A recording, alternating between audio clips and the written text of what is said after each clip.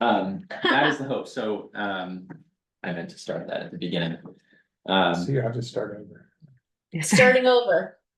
I think you're, but, We'll just put that in the minutes so Terry can read it. so Terry was the representative from the Conservation Commission. We have a Conservation Commission meeting next week, and I'm hoping to actually, I won't be there, but Matt will talk to them about appointing a member. And the goal is to have a member on as soon as possible. They'll vote to appoint someone. We don't need to go to the select board. Right. Or anything, which is good. And well, you're like the rec committee, but that's just happenstance. No, I'm the You're a rec representative committee. from the. So like every committee needs to have a representative on every other committee, or what's sort of the structure? I don't understand.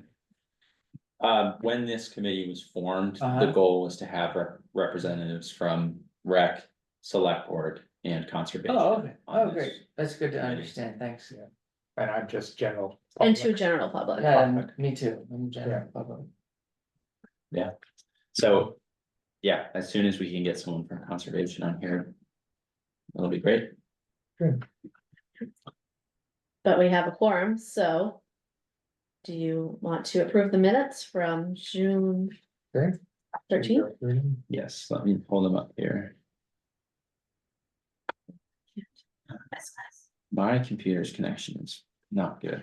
So I'm hoping. Oh, it's quick. All right, great.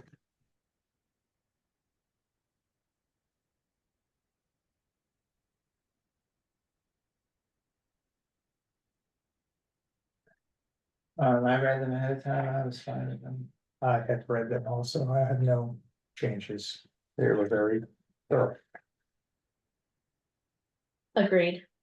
So do we have a, I'll make a motion to adopt the minutes of June 13th, 2024 as presented. I'll second that. all right. Could we have a vote? All in Yes. favor, please say aye, or Aye. raise your hand. Hi, Okay. That's all of us. Yes. We are ahead of schedule today. We're on to 5:40. Agenda item for the COFC wedding update to the management plan with the updated Catamount Outdoor Family Center proposal. Sure, so. I don't know if you have the document I sent, you could share. Hmm. You know. Last time, it was kind of opening the discussion, kind of delving into TEP and.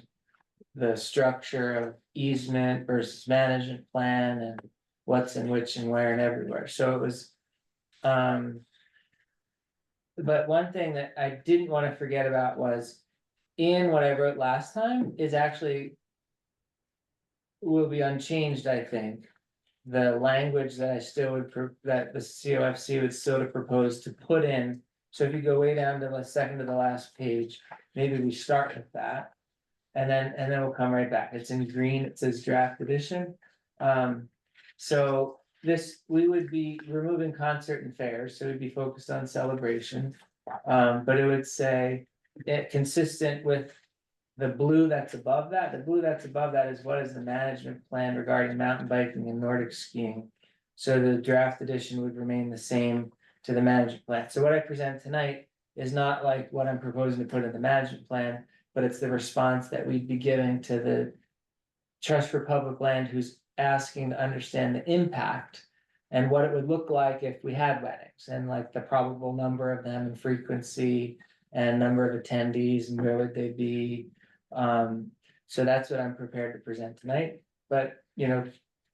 Unchanged would be kind of fairly simple language that would just say. Celebrations may be held at CCF along with tents and other temporary structures for such events and event sponsorship and signage and banners. Is, you know, and it's basically just. Replicating what we said about bike races, but saying that. That's true for celebrations. Fees charged for these activities is provided in the license agreement between COFC. All events are subject to TEP process, including trigger thresholds, annual maximum numbers, required approvals, defined in the management plan. Yeah, and then at this point, concerts and fairs, you know, we thought maybe to put that on the side and. Tell me later if you think we should be considering concerts and fairs, but for now, let's just think celebrations. So we say weddings, but the easement talks about celebrations, so my hope was that we could. Start with celebrations and then elaborate on what we mean by celebrations. We don't wanna just say weddings, we wanna say the easement allows us to have celebrations. So that's where we go back up to the top of the document and I'll jump in. Before you jump. Yeah. The only thing I do, just for clarity, Uh-huh, because if somebody reads it, just like last week, I didn't know what a TEP was. oh yeah, I would put all events are subject to the temporary event, spell it out. spell out parentheses TEP, then if you reference it anywhere else. Yeah, yeah, It yeah. would be, okay. Yeah, COFC, we already know what Yeah. that is, but, Okay. that would be the only thing I would say, just for the point of document clarity. okay.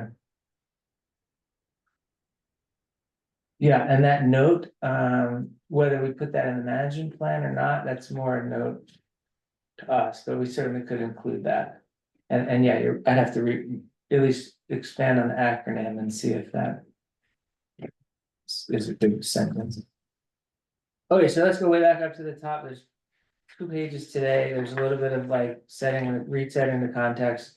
The 4 questions that are to be answered: size of weddings, frequency, location, and clarity of how the commercial use would impact the public access on the property, so I attempt to answer that. The answers you'll have to, If I could, I'll Yeah, just please. provide some context too. I reached out to Hans directly.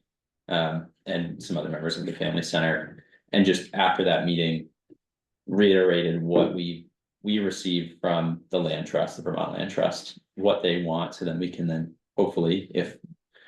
You agree, submit to the land trust for review, because they want to understand 1 through 4 here.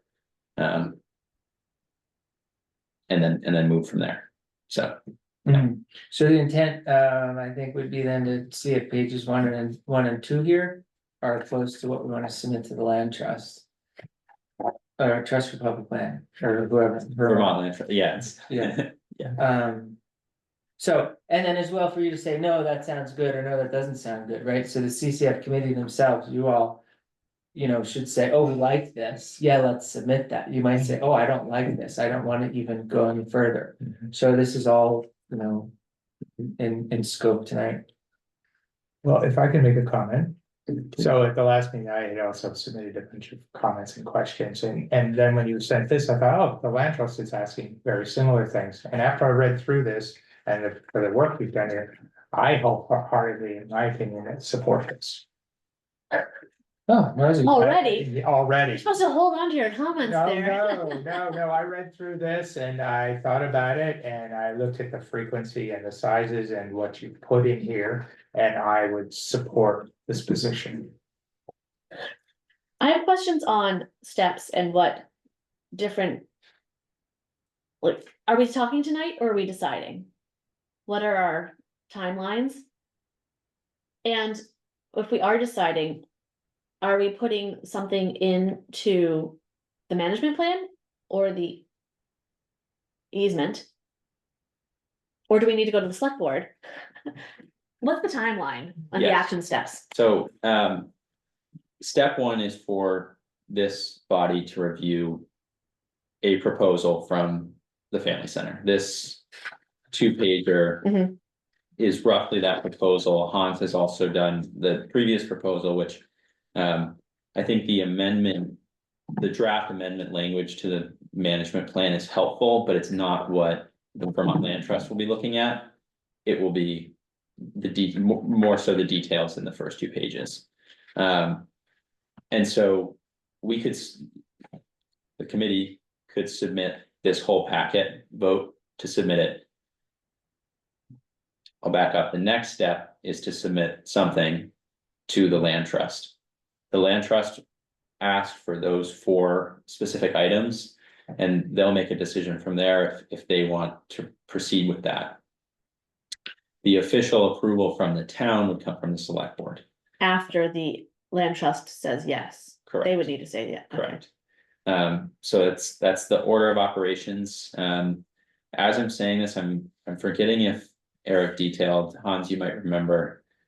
If it will come back to this committee before it goes to the select board, it may, I think it does. Mhm. So this committee, land trust, back to this committee and then select board is Mhm. kind of the So rough. we would write the last proposal to the select board. Right. We would Yeah. revise, As. we as the would submit a revision to the management plan, Yeah, a proposed revision to the management plan that they would adopt. Yeah, so. The with the preliminary, notations that the land trust has reviewed and approved at that Mhm. point, Yeah. yeah, so you are kind of the town's initial nod to yes, we'd like to proceed. The ultimate decision is the select boards, but. Yeah, so, I mean, to answer your other question about if you're approving something, you could vote to submit this whole package to the land trust. Or edit it or vote not to. That's where we're at tonight and. Yeah. Yeah, Or if we have revisions. We could say we want revisions and then look at it again and then submit that to the land trust. yes. Yes, We interrupted your presentation. No, that's fine. So those are the 4 questions, but I did want to start with the context that. You know, COFC was understanding the intent of the easement, because we're talking to the easement holders, right? So we're gonna say, we understood the easement was to allow COFC to continue operations as it had been, and celebrations were included as allowed activities based on Jim McCullough, who was in that context, and it was to include weddings. So that was the COFC understanding. Celebrations are permitted by the easement, so rather than answering this in terms of weddings exclusively, it's better to continue the discussion around celebrations. So celebrations would include but not limited to, this is what I wrote last time and just brought it up into this section as well. Birthdays, graduations, reunions, religious and secular celebrations, weddings and memorials. I mean, I don't know if that's a good list, if we want to add or subtract from it, but it's just to illustrate. You know, what a celebration is talking about. The size, frequency, location, and impact are answered below for celebrations. So I'm using the word celebration from now on instead of wedding. So in the context of our management plan, we need to answer this question with respect to whether a TEP is required or not, which TEP triggers, and this is a point that John and Amanda wanted me to really reinforce. The TEP triggers there's a lot of things that cause the TEP to be required. It's not only the number of people. It is camping overnight, more than 50 people past 10 PM. Beer or alcohol, you know, so there's a nice list of things, right?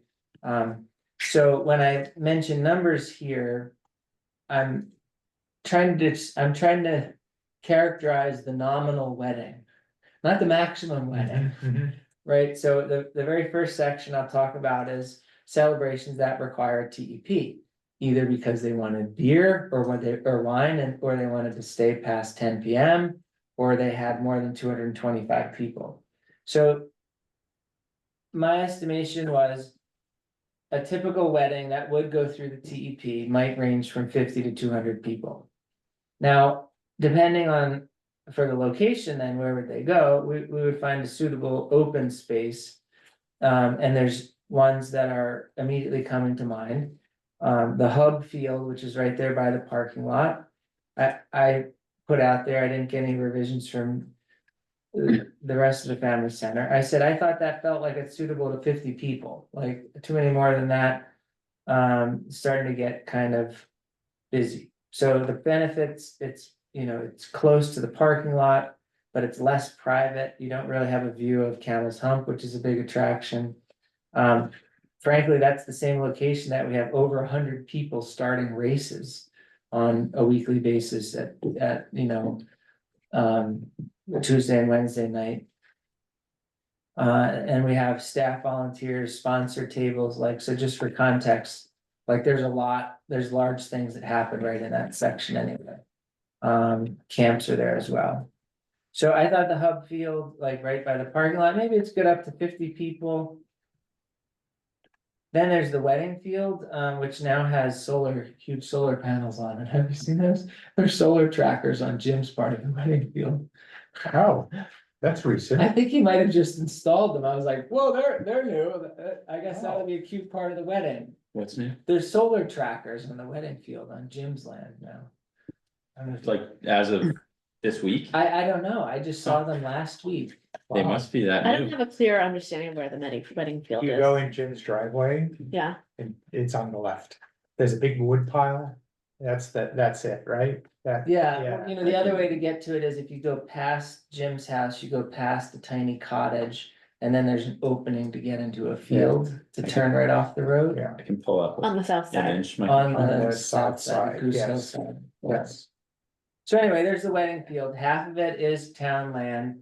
Maybe 2/3 of it's town land and a third of it is leased land, the outdoor family center leases the land from Jim.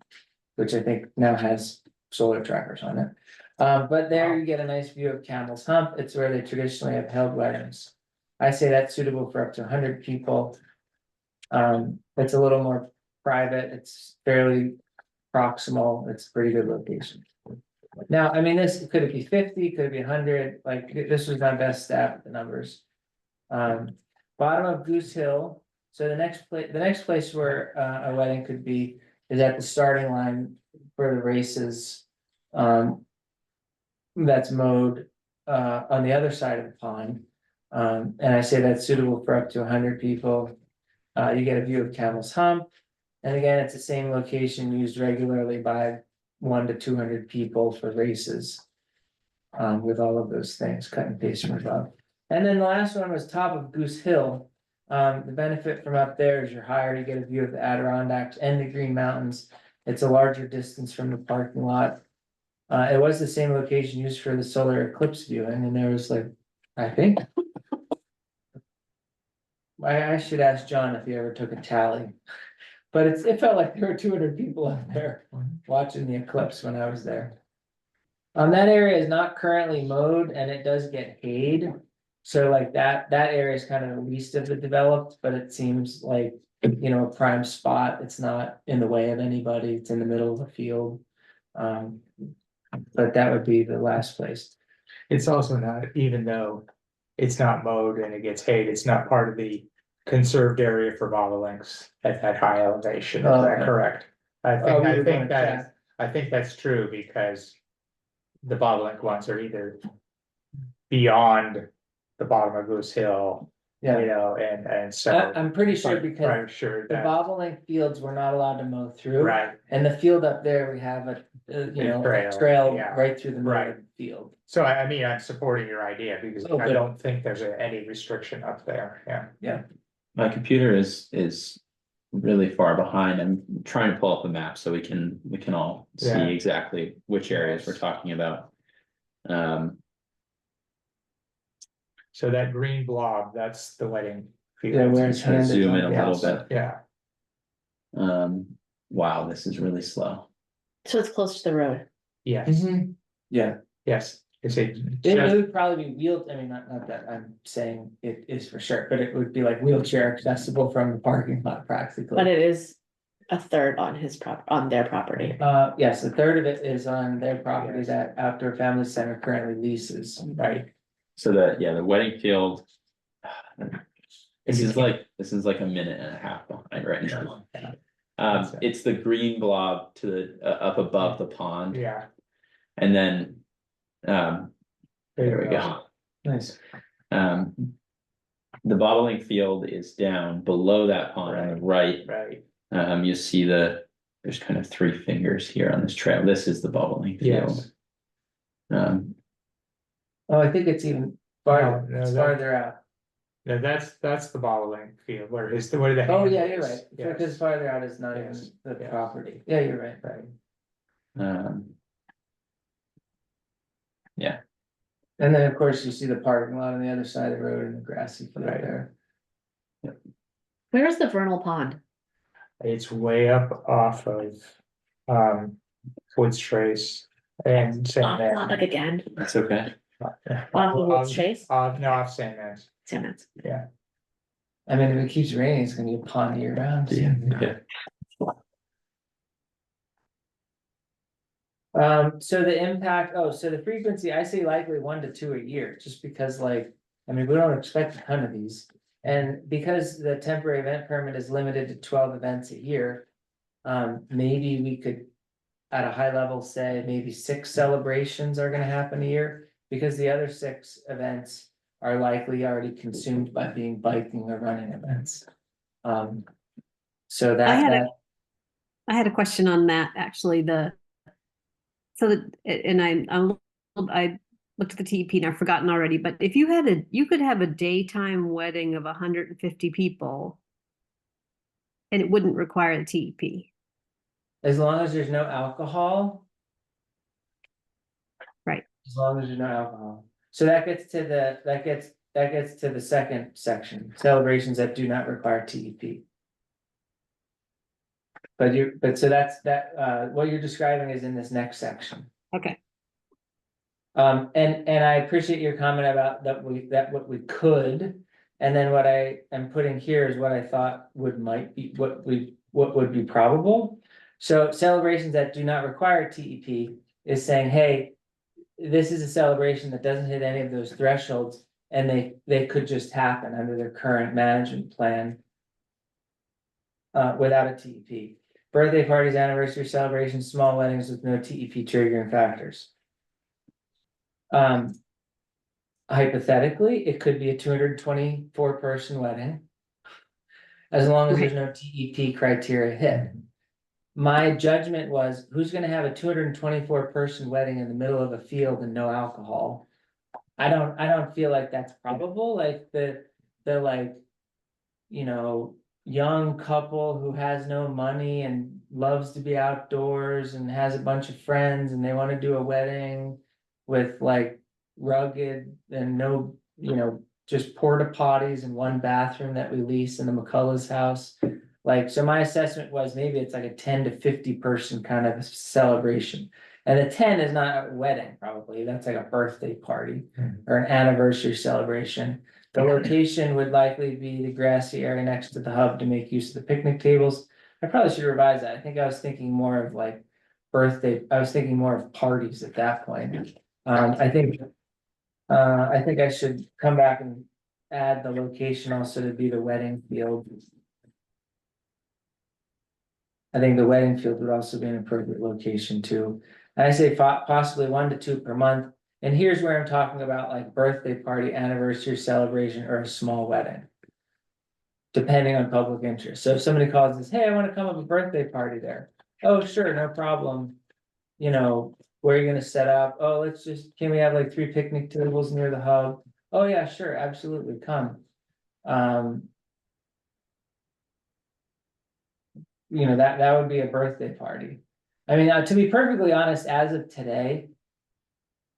There's still a little bit of confusion. If we received a phone call like that, we'd be like, I don't know if we're allowed to do that.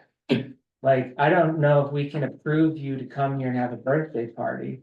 Like, if you just came and started having a birthday party.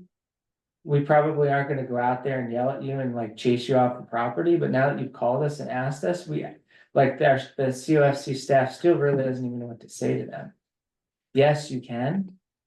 Wait, did we just allow that? Wait, do you need a certificate of insurance? Like, all I of think this that's stuff, right? That's, as of late, has been The big question, right? well, I think the certificate of insurance has been a requirement. I mean, you're gonna ask And- somebody's mom of like 8 kids to come to a birthday party to cough up a certificate of insurance, like. What if somebody just shows up and starts like cutting a birthday cake?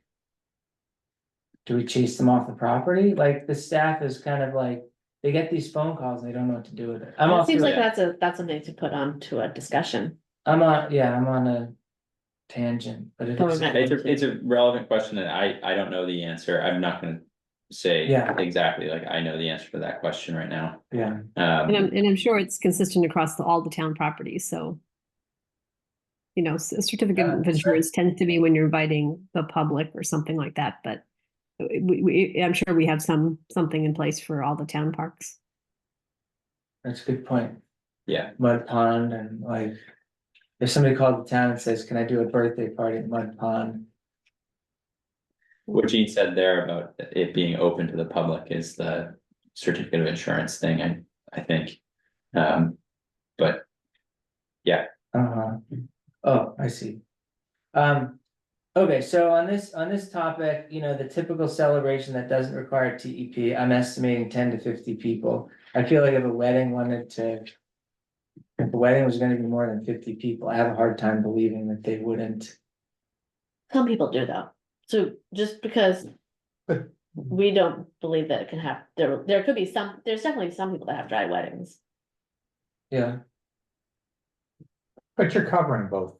But- Both areas. Well, what I'm not covering is a group of 200 people that wanna have a dry wedding in the middle of the day, what Jean brought up, right? Like, so that could happen without a TEP. Now, what's the probability and frequency, do you think, of that happening? Cause that's what the easement holders are asking, like, hey, what's the expected impact on the forest and the access to the public on this? Like, we as a committee, do we believe that if we allow celebrations, that we're gonna get. Well, and again, there's controls for this. Is the outdoor family center suddenly gonna have a wedding every single day for 200 people underneath the TEP thresholds? I think if they did. The whole. License agreement and the management plan is subject to. Like Question or. tightening up Revoking. I thought the TV and was reeling triggered them at back in. 40 people, no matter what, no? And Yeah. did I read that wrong? Jean lived through this more than I did with the select board, but the license agreement. That was signed for the family center. Modifies the TEP requirements. For specifically the outdoor family center to 225 people.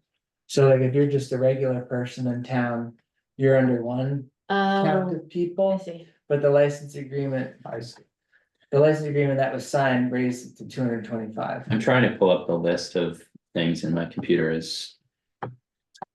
Spinning its wheels, but I can try to get that up.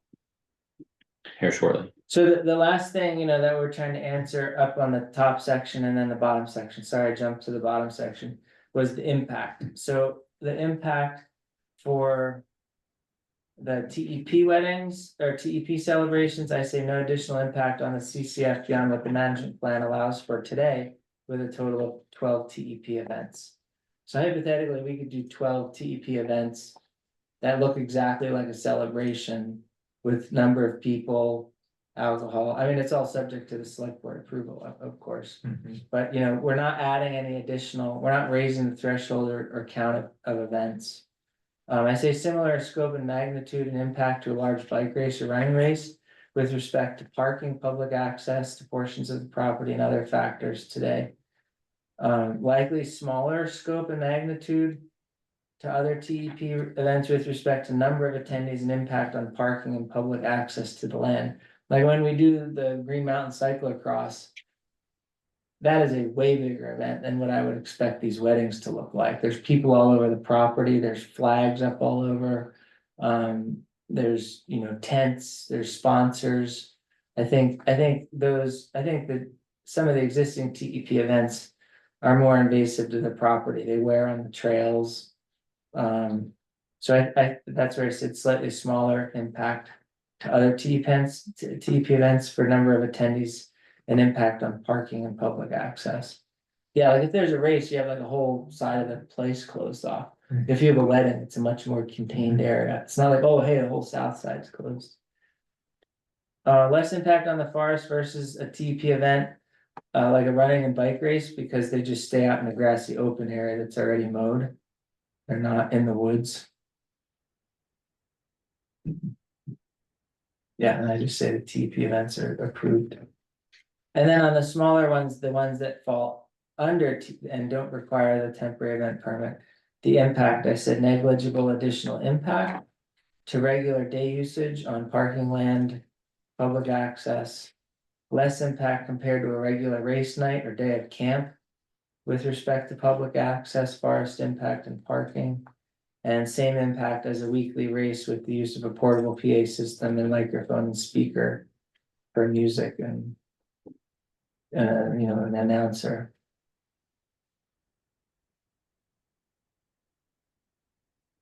I think we should include mention of the impact on the wildlife somewhere that there is, or just when you make a list of the things that are impacted. Like impact, similar scope of magnitude of impact to a large bike race or running event with You respect to could just parking. put less impact to forest and wildlife versus current COFC TEP events. Yeah, Cause forests and wildlife are all Yep. interrelated, forest and wildlife. yeah, Uh-huh. I don't think you Or I need to guess leave that as paragraph. a, no, yeah, I know, just the word. Putting wildlife in there. And then I do have a question about. I also agree that this feels similar, like a wedding feels similar to the races already, so it. I'm comfortable moving forward with it. I have a little hesitancy about neighbors, like. Not just doing it without letting the neighbors know. And having some sort The of, TEP requires that. Yeah, but, okay, but there's some events that might.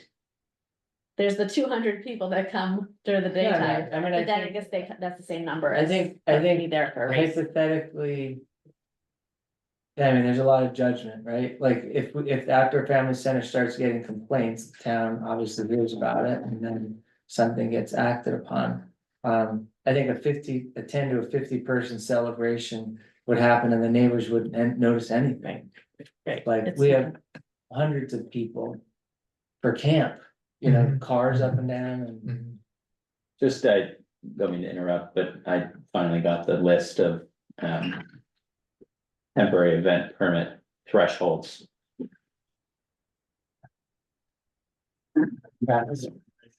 Okay. Oh, rain, by the way, actually.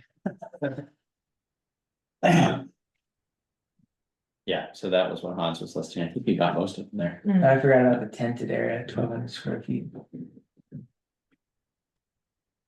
And that. That could be, okay.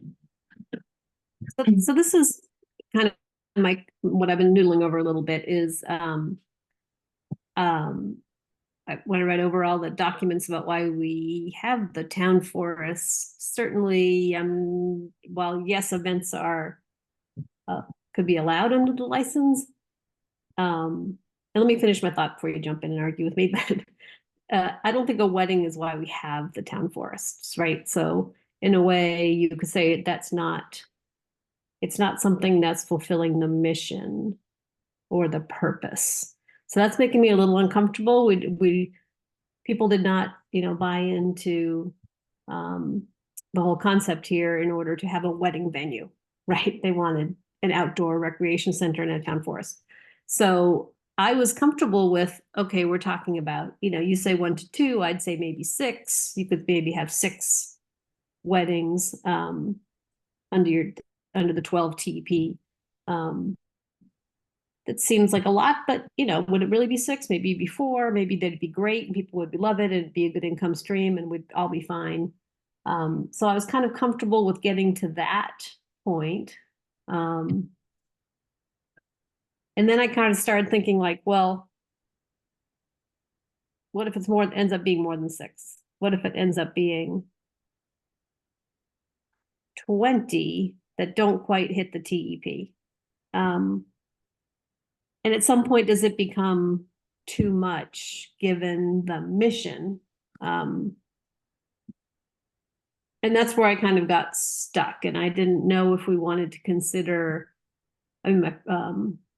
sort of a up to 15 events a year. I mean, it could even be something that, outdoor center says, well, we'll never hit that. We're comfortable saying 15 because we have no intention of doing that many or something like that. But some number that would be a reasonable limit so that it doesn't start getting in the way of the purpose of the town forest. Does that make sense? Yeah, if I can respond then. My comment on like the intent, Jim had this land, he could have sold it for anything he wanted. He really valued the outdoor family center as a nonprofit that existed. He went into the process of selling the land with the intent that the nonprofit could continue its operations in its entirety. The easement was written that way to be sure to include celebrations. It even includes concerts and fairs. And the intent, so at least from Jim's side, the intent was let the outdoor family center nonprofit continue its operations as is. Which I included. get that, but if he the never weddings. had more than 10, then 10 would be a reasonable limit even under that argument. And I think the probable number I'm suggesting here is within that. I think my second comment would be this. This is not like. We plug it in. And then we fall asleep and wake up 5 years later and say, good lord, there's 25 weddings a year happening and the townspeople hate us. Like, this will be one at a time. We have a dialogue with the CCF committee on a regular basis. If they say, gosh, last year at 3 weddings, this year you're up to 5. Are you going to be going to 6 next year and then 7? I don't think we'll wake up one day. So I'm a little bit hesitant to put in too many constraints for tracking purposes. One, because now we're talking birthday parties too, right? I mean, tracking all of this seems a little bit burdensome. But I think the Outdoor Family Center intends to be in a close enough relationship with the CCF and the town, especially for the TEP weddings. If you approve 2. And then you're like, yeah, let's not have any more, then you just wouldn't approve any more for that year.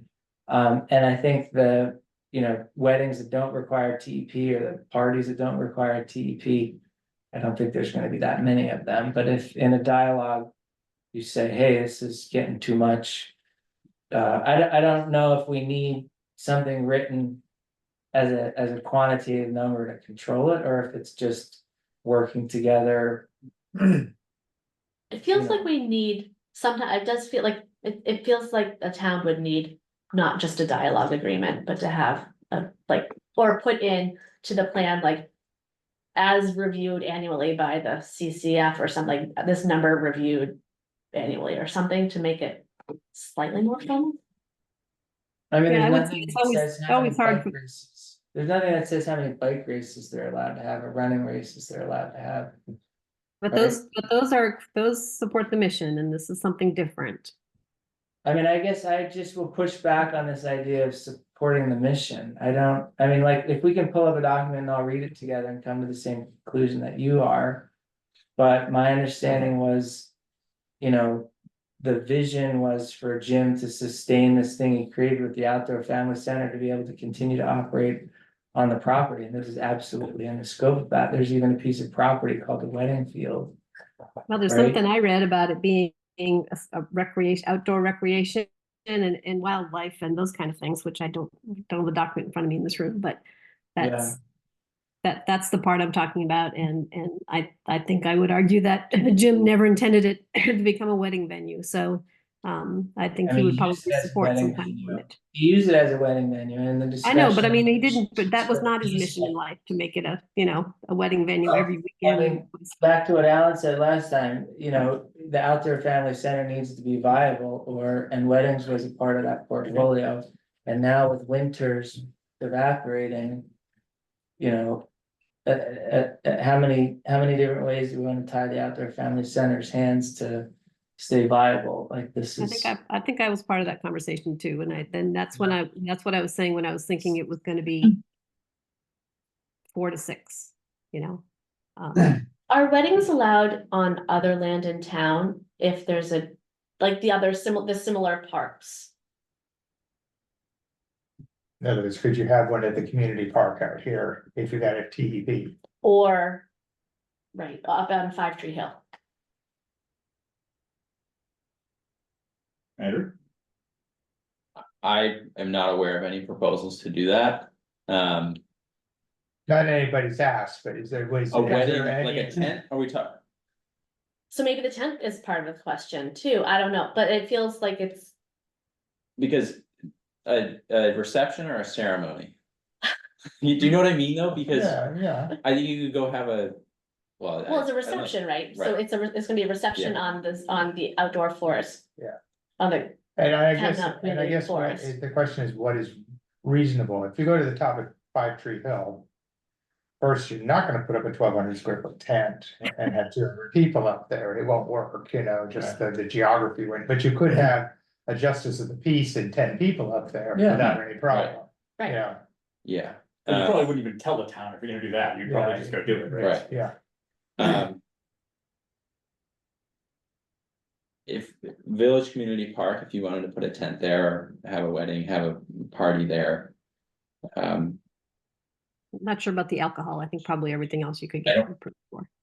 yeah, I don't think you can serve alcohol. I Just think you- technically it's for it's School school property. property.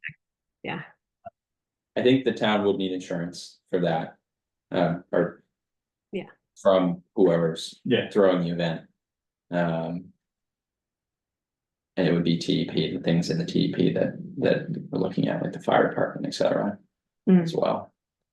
so we can argue about the minimum or whatever all day long. I didn't mean it to be that big. I'm just saying that I'm uncomfortable with an open-ended. Yes, you can have all the celebrations and everything you want, as long as you abide by the TEP, and I would think that it would be more palatable. When people on the select board ask me what I think, I would say that I would be more comfortable with some kind of a limit on our numbers. And I understand the whole birthday party thing, so it could be, over 25 people. You can't, maybe we want to start small, no more than 10, or no more than, over 25 people, no more than 10, or no more than 15, whatever we want to say. But I would just like to say that reality, it's a lot harder for the select board to take away a right than it is to expand a right or an ask. So if we did 10 or 15 and that was fine, and it was a really good thing for everybody, and it was bringing more people to the forest, and we wanted to double that number, that'd be a lot easier than having to have arguments about whether or not the 2 people who complained about this on last Saturday now means you can't have any more, so we're going to cut your number in half. That's really hard to do. So that's my comment, and we can think about that, and maybe go back and think about what the outdoor family center would think would be a reasonable. There's a technical car term for a throttle, maybe, something to just to at least start small. So we have a few things, we have to. Tell the easement holders what we're intending, so we can put a number in there. The numbers I put in there was 1 to 2 a month, depending on public interest for non-TEP, and the TEP ones, I said 1 to 2 a year. So that would be one number we could consider. Then if we agree to that, and that was like approximate, right? I don't know if we want to put in a wider range. I said likely 1 to 2 a year, but if it ended up being 4, I don't know, we should tell with 1 to 2 a year, but maximum of 6, I would say, for the TEP ones. And then the other ones, I say maybe 1 to 2 a month. I don't think there'd be many more than that. So that's one number. Then if the easement holder says, yeah, that sounds good, and we need to implement it into the management plan, I like both ideas. One, Gene, that we would put a number out there and we could revise it in the future, although a revision of the management plan seems somewhat onerous. So maybe like we have an annual, I think we already have like an event, as part of the license agreement, there's already like an annual events plan document that's submitted annually from the Outdoor Family Center, and in that we could include like the number that we're limiting it to. So what that number was, I think Gene, I think you said like 10 to 15 or whatever, we pick our number. And then that would go in the annual event plan that the Outdoor Family Center submits to the town.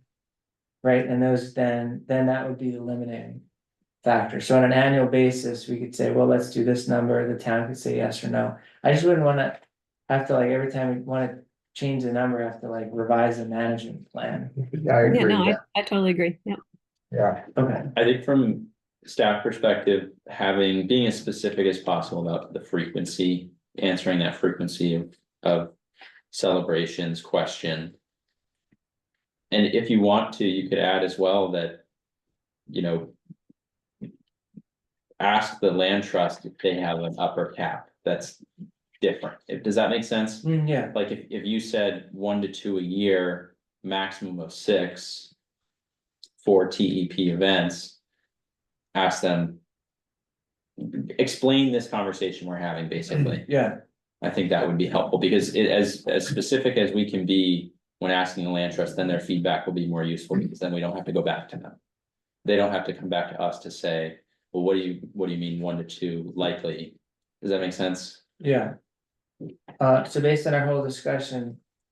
What would be the number we'd wanna say and how do we phrase it? Maximum of 6, 6 TEP level. 6 TEP level weddings. Yeah. And.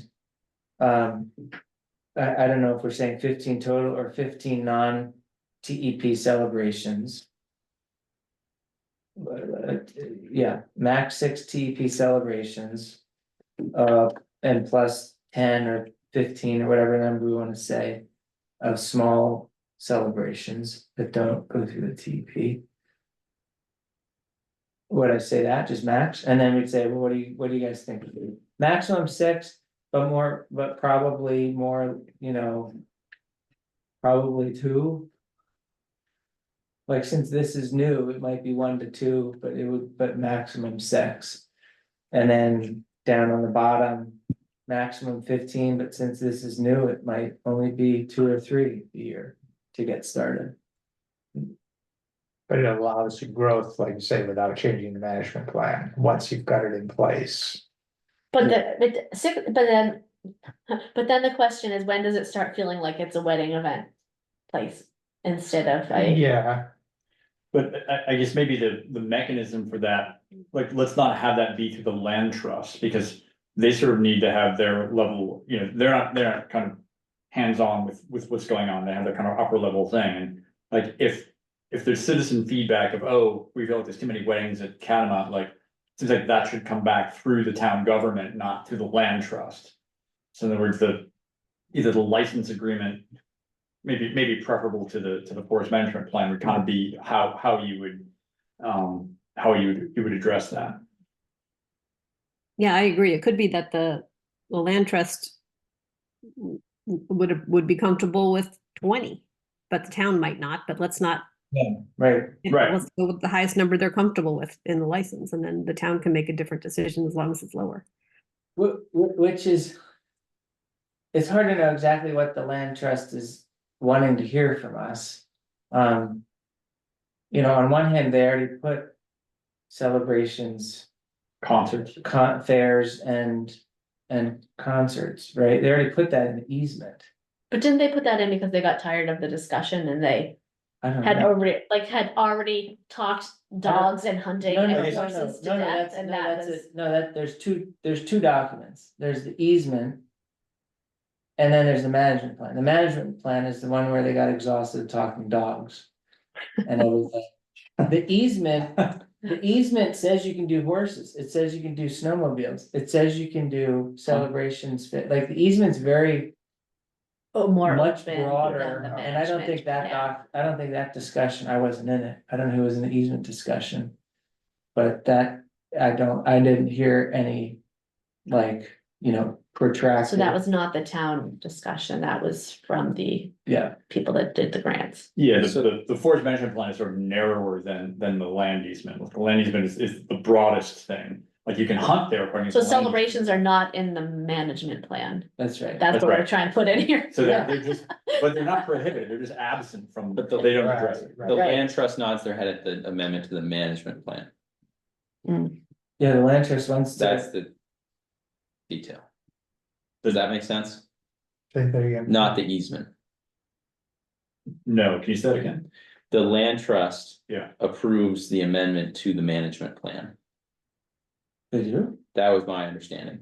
I don't I don't think so. I don't think that's The right. select Okay. board approves the change to the management plan, Cause they're the ones. as long as we're within the easement. I think, And then the town said, we're not sure if we wanna approve that without talking to the easement holders. Which I'm like, why are you gonna talk to the easement holders? They already told us we can do this. Please hold. I don't I know. wanna get it right. no, absolutely. Okay. Cause if we're, Yeah. that's my understanding as well as Hans, but if that's not right, then. I mean, I'm perfectly happy to go back and like give them this detail to make Because sure the we're management within plan the is signed spirit by of the it. select board. Yeah, Yeah, yeah. And the It management plan, belongs to the town. yeah, like the management plan is what says there's no hunting or dogs there. The land trust says there can be hunting or dogs. The town says, no, we want it No, narrowed. right. Right. Right. so that's why, like, I mean, again, we wanna stay in step with the easement holders, cause we don't wanna. We wanna be in step with easement holders, but on one hand, it's like, they already said we can do celebrations. And yeah, my understanding is the only reason that the select board and staff wants to go back to the land trust is to clarify what the celebrations mean, Yeah, right? So, if the land trust if the land easement had said specifically weddings rather than celebrations, well, there we wouldn't even need to talk to the land trust, right? Because they would say, oh, weddings are there, so they're just trying to, they want a better definition of celebrations, right? yeah. Right. And when we said does celebrations include weddings and we'd like to do weddings, they're like, well.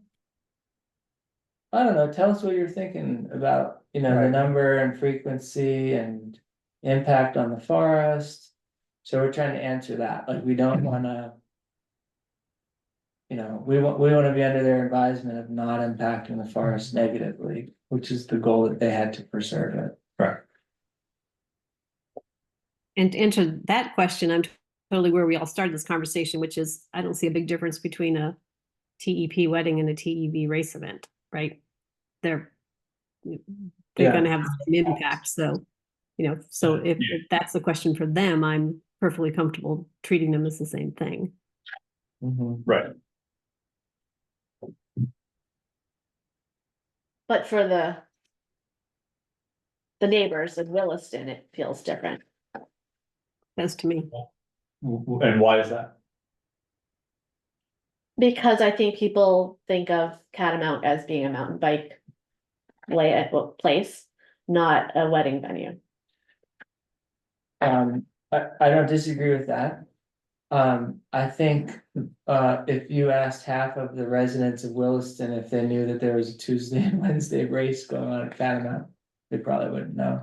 Right, and I'm not saying And if people there was a know- Thursday, and then if we added a weekly Thursday wedding. They probably wouldn't know either. I mean, I think it like. Until I started visiting Catamount a lot more, I had no idea like all the activities that happen there.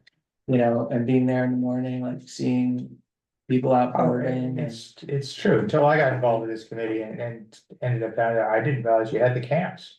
And then I go out there and there's all these little kids having such a great time, it's wonderful, so. Yeah, And I have spoken to my neighbors and I talk about Catamount and they don't even know that we have it. And we live right here, oh, I think I heard of that, or they haven't heard of it at all. So I'm gonna share the message from. Rebecca Roman, the project director from the Vermont Land Trust. Okay. This was shared with the Family Center. And I'll just let you read it. It discusses a land trust approved management plan for the property. So. This is what.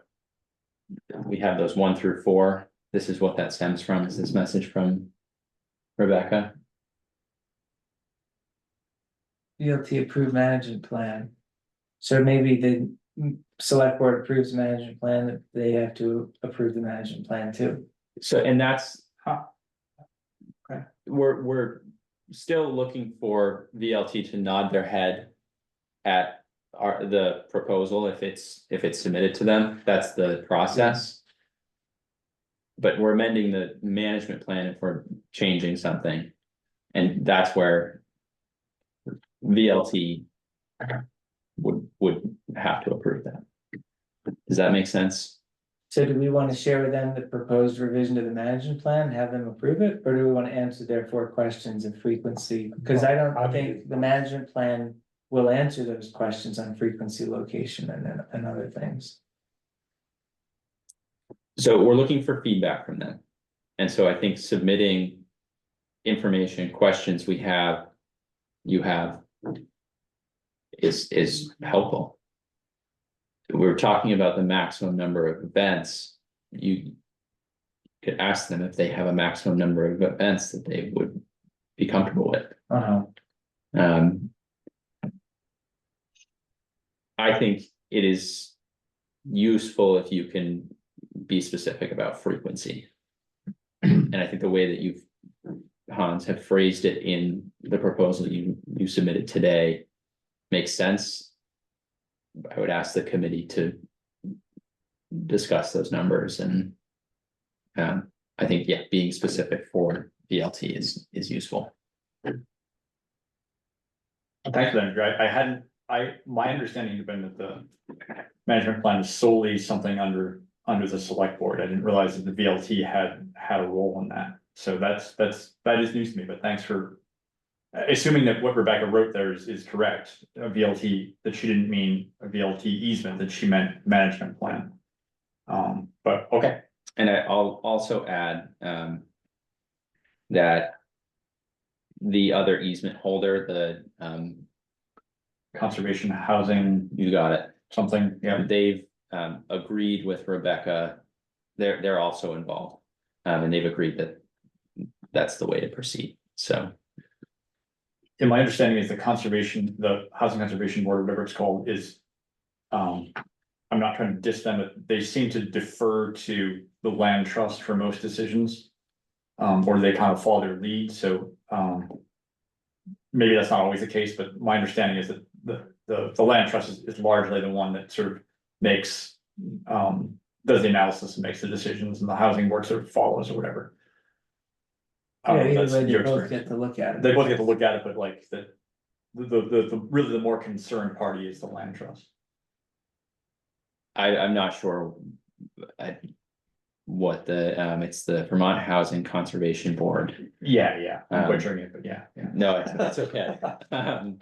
Lots of acronyms. What that has looked like in the past, but in this case, yes, they've done that. They've deferred to the Vermont Land Trust's request. So I think when I met with the land trust once, about a matter, that's essentially what they said, like, yeah, they are the other easement holder and they, largely, we kind of. I don't know if they said we deal with things for them, but like, the land trust is really kind of the main gatekeeper. Okay. So, We have 15 minutes on our Yeah. agenda here. What are we trying to achieve tonight with an, So I'll also say that we don't have a whole lot to talk about after this. There's some minor just things I'll mention, but really this is the conversation, so. I was gonna say, I can Alright. take your input and do a revision to this, and then, I mean, we're not like, our hair's not on fire. Like, we can come back next month with a revision to this and approve it and send it through. I think you had a really good question though about are you providing too much information to them? It's really helpful to us. Yeah, I can skinny it down. I can take your input there. That's a good input. Skinny this down. I mean, I just don't know, like, I'm not really that familiar with the whole process with the Vermont Land Trust, but would they even know what all these hills and stuff are, or TDPs or anything, right? It's really, I Yeah, think this maybe is super helpful for me. Yeah, the location of weddings, I could just say in one of the open grassy areas. In one of the existing open mowed grassy areas used by other large groups already, like races and events, like that could be my whole answer. Yeah, that seems reasonable. Okay, so I'm definitely doing a revision on this, it's gonna be half a page. What's the intent of paring down the location? Can you explain that to me? Because from my perspective, I think providing more detail about that so that they can picture it. I don't know if Would I be know helpful. any of these landmarks. Oh, I mean, I could say their location of weddings. In one of 4 open grassy areas. That are currently mowed and used for other activities, including one area that's actually called the wedding field, because historically it was used for weddings. I might offer that you could describe the location of them. Okay. Each location, I Okay, think sure. what you proposed is good. Well, you're kind of describing it here, because if you reference it. Even if you referenced it and had a copy of the map with the 4 areas circled. That's an idea. Yeah, just. You know, drop your just- mapping seems And, easy. and you Perfect. I'll put do a that. circle around these 4 areas, and then somebody can say, oh, there's 393 acres, and it's really these 4 little blobs. Yeah, You Yeah, know, good, I'll do that. yeah, map's easier than trying to describe it. Yes. Yeah, yes, walk 100 yards this way, turn at an angle. It's like a survey. Go past the small blue cottage. Yeah. The truth used to be. And maybe on number 4, the clarity on how the commercial use would impact the public access to the property. I don't know if that. That's hard, maybe hard to imagine.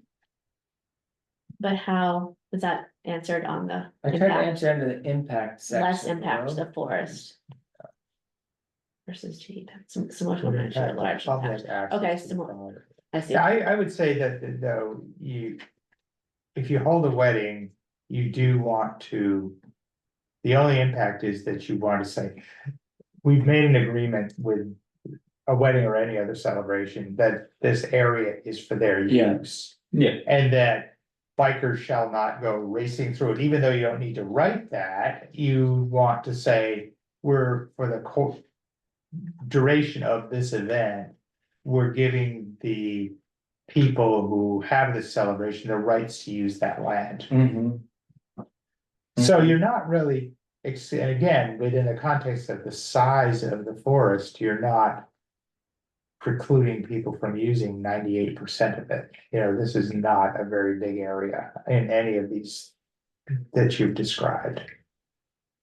Yeah, so I can be more concise with that answer for question number 4. Yeah, I feel like, I almost feel like the people that are at the wedding, they're almost like assuming that there could be somebody who walks through.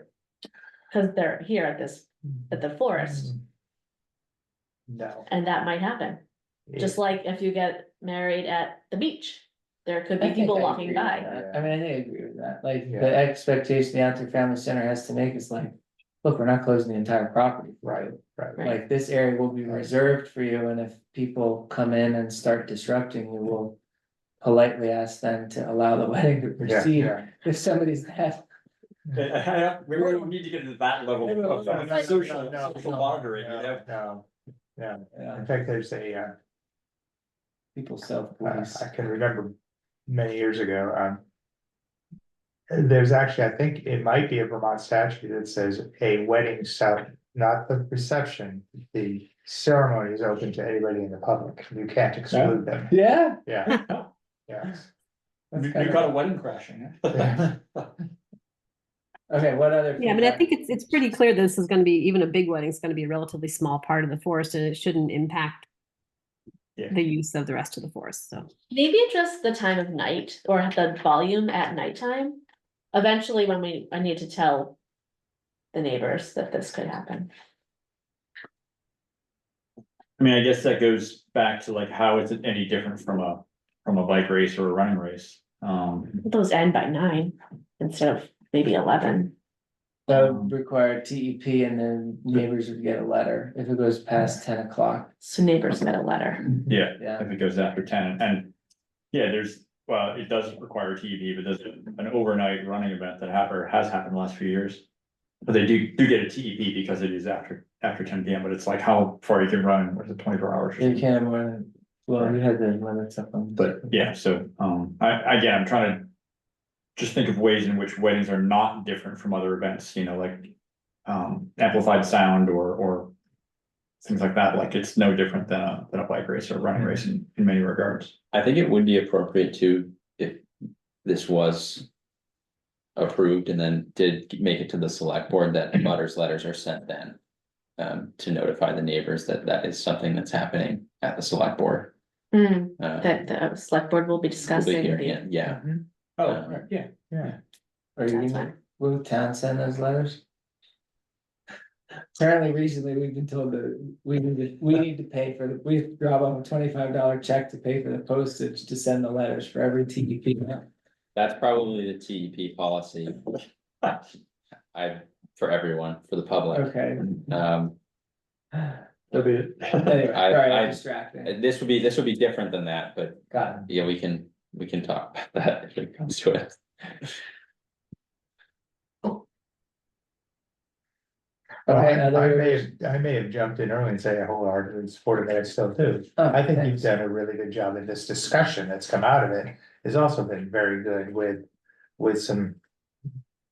Nice possible amendments to this, but I think. I wouldn't skinny it down too far. I think if I were in the land trust, even though they may not know. They must know enough about Catamount to ask these questions. You've fulfilled that requirement of answering those, like Andrew showed that piece, so that generated 4 questions. You've done a good job of putting it together. One thing I'll add is that I don't know that the land trust necessarily is familiar with Williston's TEP process. And I don't know that we need to tutor them on that, but they probably at least need a link to understand that, we already have these guidelines set up and how the TEP works. Yes, because I did, once I read through that, I thought, wow, this really does cover. Right. A lot of what's going to go on in a public type event of a certain type and certain criteria. Yeah, that's maybe kind of the one thing I would really add to the message to the land trust is, this all falls within the guidelines of Williston's existing TEP process. Yeah. Jean, you were gonna say something? I was just saying, when I was talking about skinning it down, I'm just a little gun shy of giving information that you might want to change later. That's all. That's a If you good find thought. another location, even if you say may and things like that, I could see them being like, well, wait a minute, when we approved this, you gave us this 2-page document and you said these 4 locations. So that was my only concern, but I think if you guys clearly know the organization better, and if more information, it will help, then I don't have any objection to more information. Yeah, I think when I do the revision, let's look at it with that lens and say, is there something, and I'll try to word it in such a way.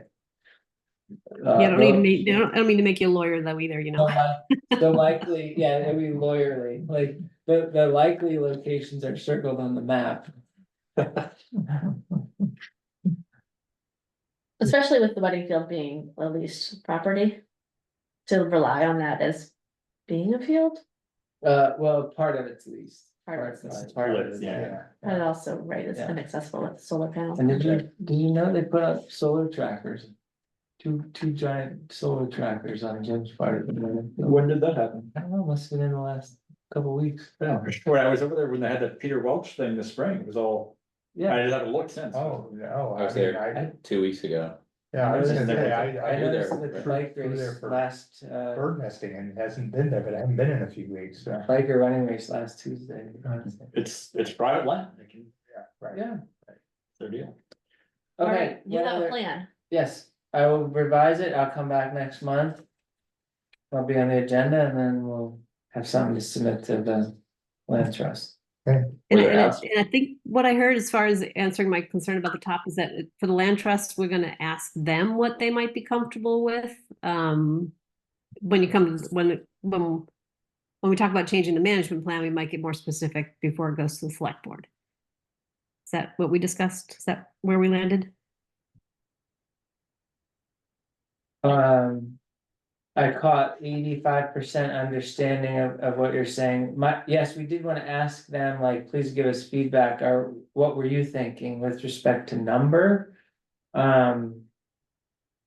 Was there, what were the other, I don't want to miss anything. Well, that I was just, I mean, we had talked, I'd thrown out 10 to 15, but I really want it to be something the outdoor family center is comfortable with, so I might want to think about that, but if the land trust is ready, is comfortable with 25, I don't want to tell them 15. Yeah.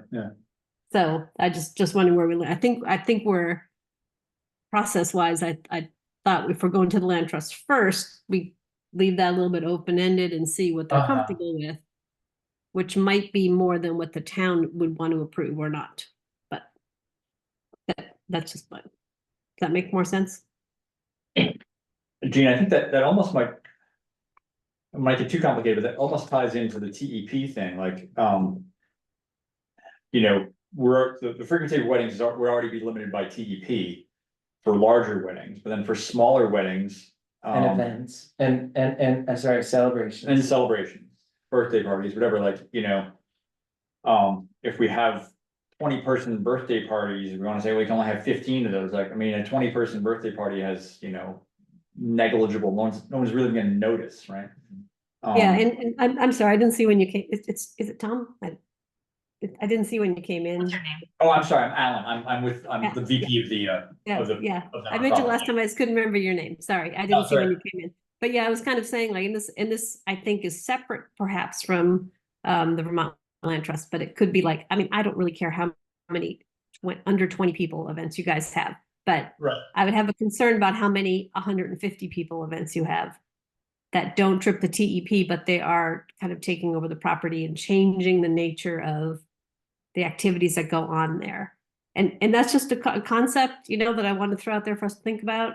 But that's where I was kind of saying it might be more comfortable for the select board if we had sort of an upper limit number, but I want that number to be, from the conversation I'm having, a number is gonna, that we pick is gonna be more than what you guys are thinking about anyway. So I think it's, my dad used to say, sleeves off your vest. You're giving me the sleeves off your vest, you know? We won't have more than 15 celebrations a year, but I have no intention of having more than 6. But I'm gonna say 15, so I have wiggle room. But anyways, we can talk about that number, but I don't think that's but we just be careful we don't limit ourselves more than we need to with the land trust. That's all. Yeah, we wanna have control with the town and the outdoor family center, but we don't artificially constrict ourselves ahead of time. Correct. Right. Yeah. Thank you. The Yeah. land trust has asked for a frequency. You've proposed a approximate, I think Gene's feedback is good there. You asked the land trust, I think that's a relevant question. Yeah. Yeah. So I can add that question in line with this document, what was the land trust thinking, would it be an appropriate? You know, or acceptable. Maximum number of these celebrations. I mean, again, it's so hard because like a 20-person birthday party versus 100-person, whatever, once we get to doing. The management plan and an annual plan with outdoor family center, we probably put in those specifics. You don't need a Right, TEP for exactly. an over 100-person wedding, but please keep it to just X a year. And then anything below 100 people, we can have as many as you want. But maybe not more than 30, I don't know, right? You know? Yeah. And Yeah. that would be changed through a not as difficult process by, Yes. we'll figure out the right mechanics for adjusting that number Yeah. through this committee or the select board. More thresholds. I mean, I just, tracking, like, hey, John, how many 20-person birthday parties have we had so far this year? I don't know. 2, 6, 3, like, it's just administrative burden. Yeah, it just becomes this, like, then you have a 74-person party and some limit is 75, and like, we don't actually know how many people show up, exactly, so it's. I know, and let's be for real, who's gonna attract you to, who's gonna beat you up because it was 74, not 75, right? It's just big versus just a family little birthday party, Right. Okay. I think I'm good, thank you, Danielle. You know what you're doing, all right, I'll revise it. now. Other events, other business, town forest events, Excel scheduling, we'll see it in 3 minutes. We actually have no events to discuss. No future agenda items? Future agenda items. I did talk to John.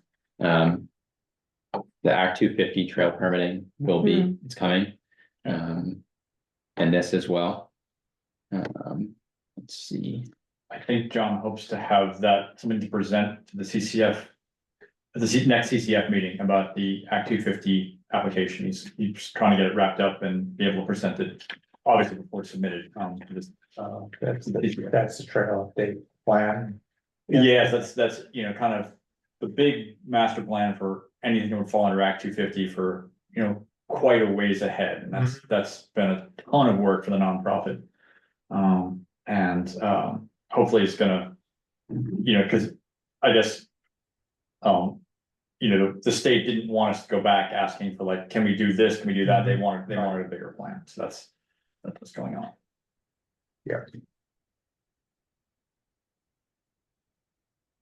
We maybe wanna talk about birthdays or not? You said that was a question of confusion that. people had, Or you're gonna figure that out.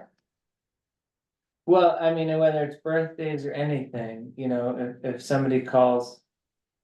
I think the discussion was about creating a threshold for those smaller events. When we get to that select board approval So we'll see that. for this, does that make sense? Yeah. So after the, Maybe share a couple of like, operational oh, challenges, I see, the family centers. sorry, I missed. Yeah, a couple of operational challenges Outdoor Family is facing, like, we have one. I mean, I don't wanna like public recording, they'll listen to this, I'll be polite with what I say. There's a running club. That contacted the Outdoor Family Center and said, hey, we wanna hold our weekly race there, can we do that? And, I think the answer is like, yeah, but this would be the fee. And then they're like, oh, we have to pay? No, we don't wanna do it then there. And then they started advertising like a Wednesday night group run for their club at Catamount. And we're like, wait, what? Like, are they allowed, like, is an outside organized group just allowed to decide that they have paid memberships?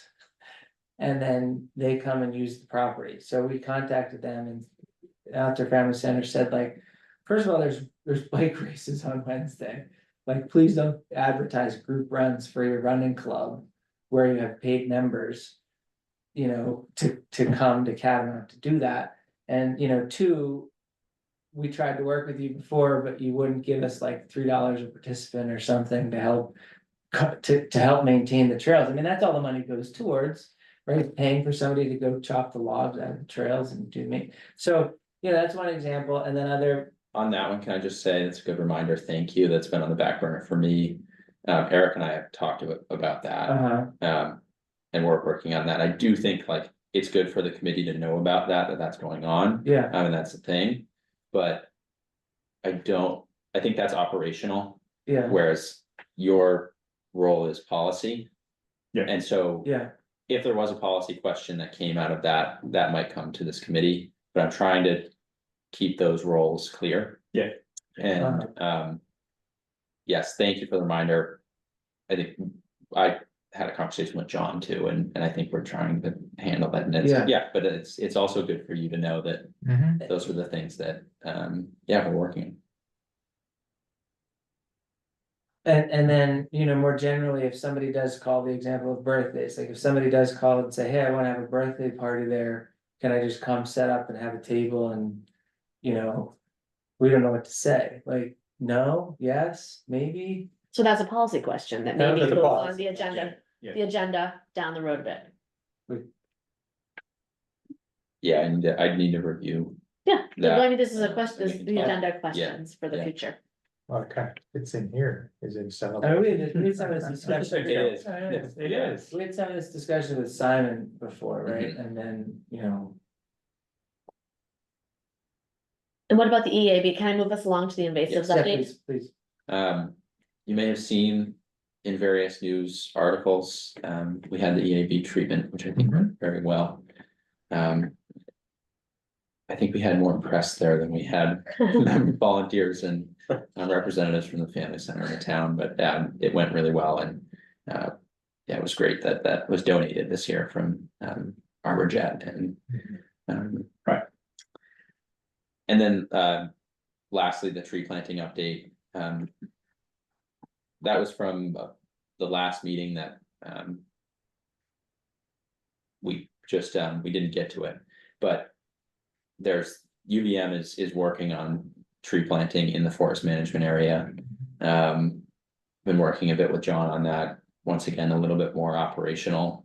But they are out there and you may see that out there, so, I participated, Terry and I both Okay. did planting, yeah, it was a lot of work, so we're planting in where the logging occurred. Yeah. To do an experiment on what types of species.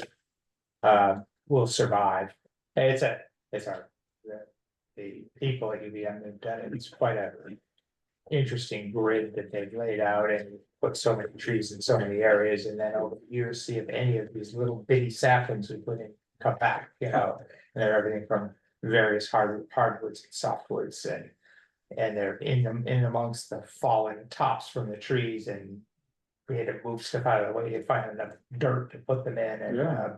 it was, and plus we had to lug them up the hill with water and everything else, so. It was quite an event, Thanks for your work on that, yeah. yeah, Yeah, I imagine, you know. and this is go to not dig just it. here, it's, they're. They're doing it in multiple locations and in multiple states, it's an interstate. Operation amongst universities studying diversity of forests. You know, based on as climates change, what's gonna grow here. Yeah, I was gonna say, it's not like a well-tilled garden. Oh, no, You're like out there digging No. through roots and Yeah. trying to find Yeah. how to plant a tree. stumps, and there'd be a flag on top of a stump, and I'm like, no, I'm not planting it there. All right, Good. good. Our next meeting, I think I'm away. Okay. Looking forward to our next meeting. In August, date. Not sure. uh. August. 8th, 8th. Oh.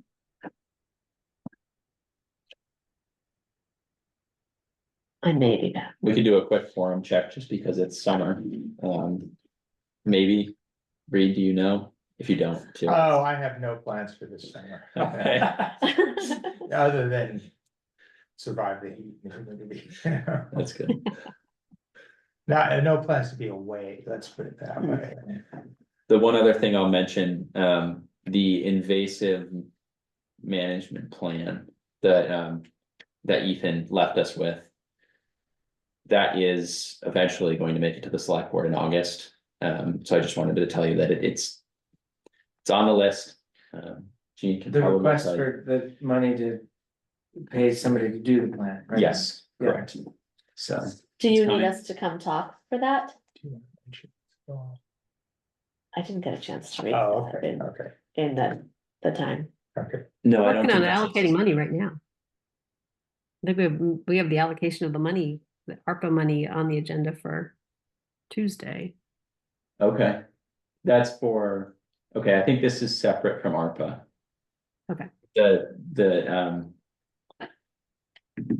The invasive management plan is coming out of the stewardship fund for Catamount. Oh, Mm. okay. Yeah.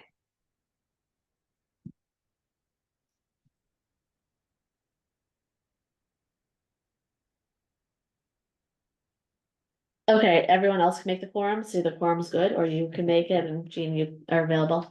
All right Mhm. then. Yeah. I can always Hopefully we'll have call. a call a conservation meeting. commission member too. Oh, yeah, good. Should we go home? Does anyone want to make a motion to leave? Go ahead. I make the motion. Yes, So can you adjourn? adjourn, yes, I second it. Right, All in favor? all in favor? Aye. Good night.